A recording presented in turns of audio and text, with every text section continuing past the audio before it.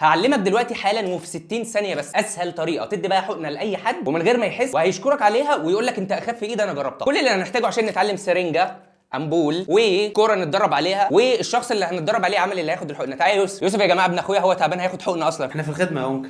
حبيبي يا اسطى. هتجهز الحقنه ازاي بقى؟ واحد، نفتح السرنجه. اتفاجئت يا جماعه بالحقنه دي اصلا ان بيجي معاها سنين، وده اسم الشركه اللي عامله الاختراع الجامد ده لو حد عايز. بكيس السرنجه هنكسر الامبول من عند العلامه الحمراء او البيضه اللي هنا دي. تمسك السرنجه اسحبها كده. اهم حاجه وانت بتعبي الحقنه يا جماعه بوز السن ده ما يخبطش في جدار الامبول. لما بيخبط السن بيتلم وبيسبب الم شديد. هتعبي الحقنه، هتفرغها من اي هواء، تقفلها لغايه ما تروح للشخص.